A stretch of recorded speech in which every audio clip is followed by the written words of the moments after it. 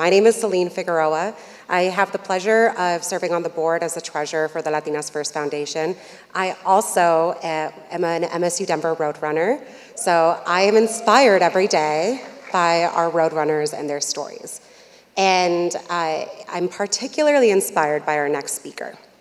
So a few years ago at this luncheon, I told Amelia I was going to embarrass the heck out of them, so hear me out. A few years ago, when we were doing the student portion, we were going and our students were telling me their amazing journeys and their stories, and Amelia comes up and says, "My name is Amelia Federico. Remember the name because I'd like to run for office one day." So when we were looking for an alumni speaker, we had a recent MSU Denver graduate, and I wanted to hear an update on their story. What I didn't know was what was going on in Amelia's life while that was happening. So please join me in giving a very, very warm welcome to Amelia Federico.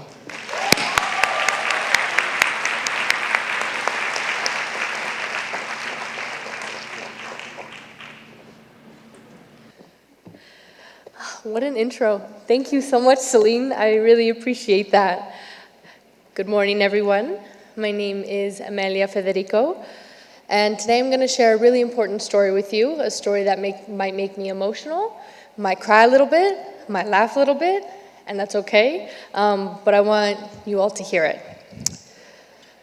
I grew up here in Denver as the eldest child to a single mother. With the help of the Latinas First Foundation, I was able to graduate from MSU Denver. It truly means the world to me to be standing here today as a proud college graduate and a proud Latinas First alumna. The first time I was walking across this luncheon stage, I was in a very different spot in my life. I came back from an internship with the Congressional Hispanic Caucus Institute in Senator Bennett's DC office. I was exploring my passion for policy and advocacy. Then, I returned to Denver, and I experienced housing insecurity. I got ready for the Latinas First luncheon that year while squatting in a place that wasn't mine. I woke up that morning on a deflated air mattress, feeling hopeless and out of place. I had high aspirations for myself, but I seriously considered dropping out of school given the circumstances. As someone who had been fighting for my education my whole life, this felt defeating. Still, I was grateful for the opportunity to be in community with the Latinas First Foundation during a time when I felt alone.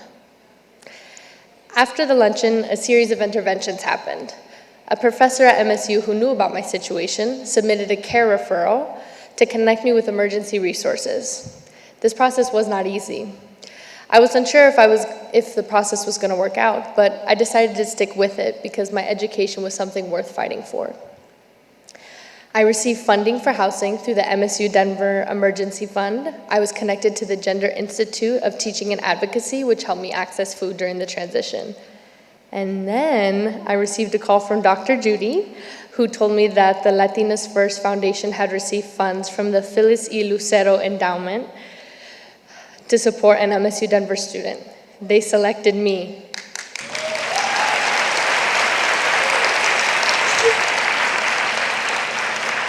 Thank you. They selected me and they doubled my scholarship. It felt like the Latinas First Foundation was giving me a big hug when I really needed it. I think the donor, Michelle Lucero, is here today. Thank you for my college degree.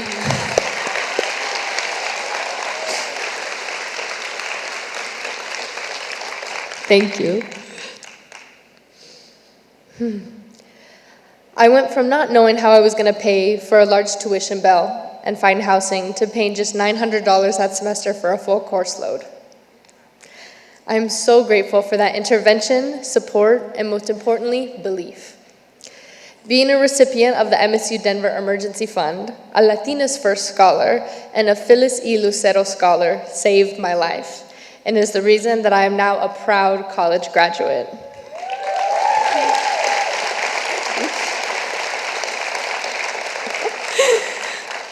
I continue to be a Latinas First Scholar throughout my educational journey, being inspired by my mentors, guided by my community, and cheered on by my professors. During my time at MSU Denver, I worked as a community organizer for educational equity, striving for a world where students no longer have to advocate for themselves because our systems meet them where they are. As a policy fellow with Young Invincibles, and through advocacy work with Denver Public Schools, I deepened my commitment for educational equity, I stayed grounded in my academics, and strengthened my connection to my MSU Denver community. Last May, I walked across a different stage, getting my degree in political science and a double minor in Chicana, Chicano, Chicanx studies and gender and women's studies. Thank you. I could not have done it without the support that the Latinas First Foundation provided to me throughout my whole educational journey. Now, I'm still doing political organizing here in Denver, and I'm committed to one day being able to engage in this work bilingually. In January, I will be attending Universidad Nacional Autónoma de México in Mexico City.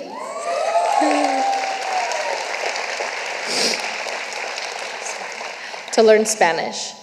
And when I return, I'll continue supporting Spanish-speaking communities here in Denver.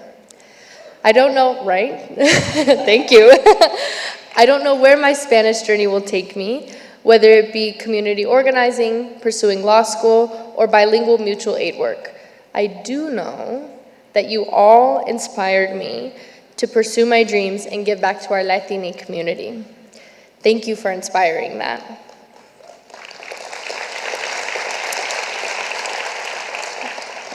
And thank you for supporting students like me.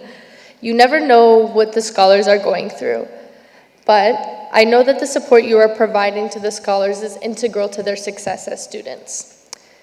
To the students in the audience, I instill my faith in you to weather any storm that comes your way. I implore you to advocate for what you deserve and advocate for yourself. And remember, no dream is ever too big to accomplish. Thank you.